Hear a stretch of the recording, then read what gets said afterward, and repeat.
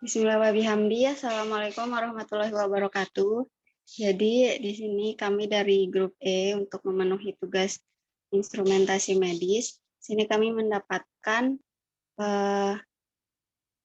metode vascular unloading direct blood. Nah, di sini anggota kelompok kami yaitu ada Ayu Purnomo dengan NIM 094.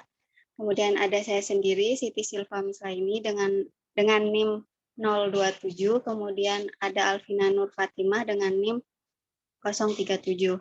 Next.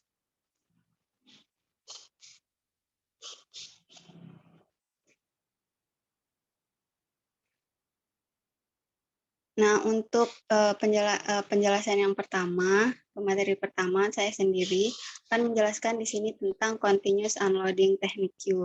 Jadi, caranya itu adalah berupa berupa metode linearisasi. Nah, pada fenomena ini, dengan counter pressure setinggi tekanan di dalam arteri, volume darah dijaga konstan dengan menerapkan tekanan yang sesuai dari tekanan luarnya. Nah, tekanan luar yang terus berubah yang diperlukan untuk menjaga volume darah arteri konstan secara langsung itu berhubungan dengan tekanan arteri.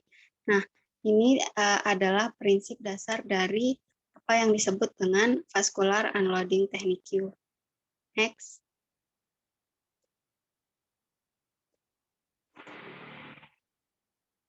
Nah, untuk pengukuran langsung dari tekanan darah itu ada persamaan yang digunakan.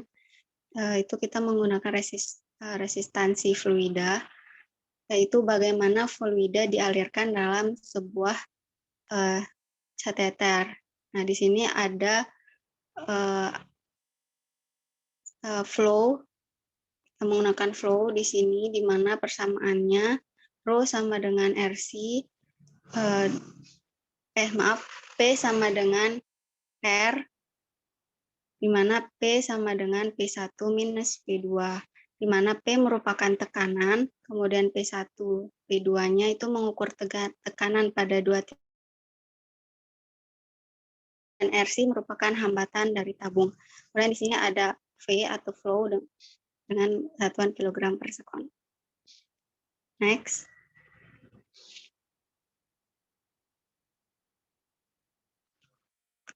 Kemudian di sini kita membahas tentang direct measurement.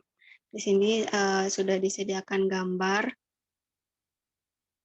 Nah, di sini itu sistem sensor tekanan ekstravaskuler, yaitu sebuah kateter yang dipasangkan larutan flus, itu kemudian melalui sensor tekanan sekali pakai dengan perangkat flus integral ke port penginderaan.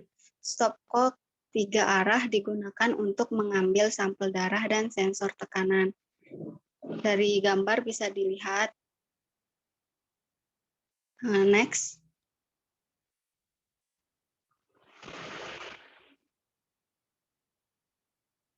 Nah, kemudian untuk metode vascular unloading direct blood itu akan disampaikan oleh rekan saya, Alvina.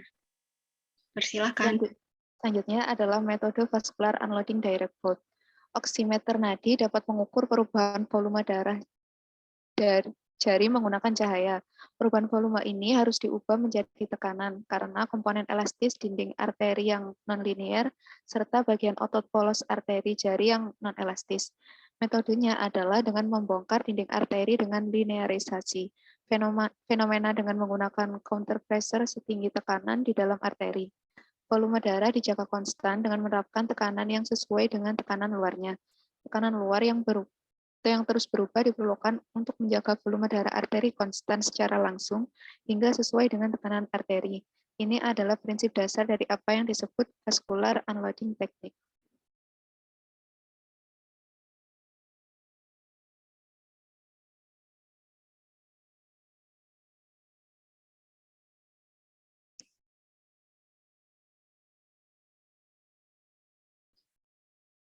Selanjutnya, proses metode vascular unloading. Untuk prosesnya, manset ditempatkan di atas jari. Di dalam manset, volume darah di arteri jari diukur menggunakan sumber cahaya dan detektor cahaya. Sinyal cahaya yang dihasilkan dijaga konstan dengan mengontrol tekanan manset yang dapat diubah. Selama sistol, ketika volume darah meningkat di jari, sistem kontrol juga meningkatkan tekanan manset hingga kelebihan volume darah. Di sisi lain, selama diastol, volume darah di jari menurun. Akibatnya, tekanan manset diturunkan dan sekali lagi volume darah keseluruhan tetap konstan. Dengan demikian, sinyal cahaya dipertahankan konstan dari waktu ke waktu. Tekanan intraarteri sama dengan tekanan manset. Tekanan ini dapat dengan mudah diukur dengan manometer. Selanjutnya akan dijelaskan oleh rekan saya. Karena volume arteri jari dijepit pada diameter konstan, metode ini juga dikenal sebagai metode volume clamp. Psikolog Ceko Canpenas memperkenalkan jenis pengukuran tekanan darah arteri non-invasif berkelanjutan ini pada tahun 1973 dengan menggunakan loop control elektropneumatik. Kelompok penelitian yang telah meningkatkan metode ini, yang pertama, sebuah kelompok Austria telah mengembangkan pendekatan digital lengkap dari metode ini dalam 8 tahun terakhir. Hasilnya, teknologi ini dapat ditemukan di Task Force Monitor dan CNAP Monitor 500 serta di CNAP SmartPod dan di Litco Rapid.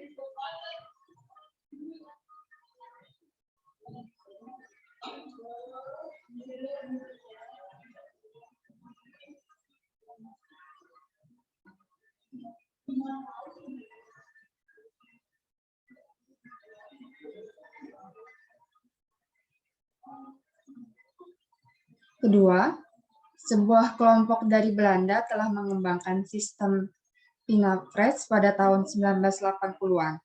Penerus sistem Pinapres di pasar medis adalah Pinometer dan Portapres atau FMS serta Nextpin. Lalu yang ketiga yaitu sebuah kelompok Rusia telah mengembangkan sistem spiroarteriokardiotomograf atau SACR pada tahun 2004. SACR menyediakan pengukuran tekanan arteri non-invasif berkelanjutan, deteksi aliran udara yang dihirup dan dihembuskan dengan spirometer ultrasonik, deteksi elektrokardiogram, dan analisis gabungan dari proses dinamis ini.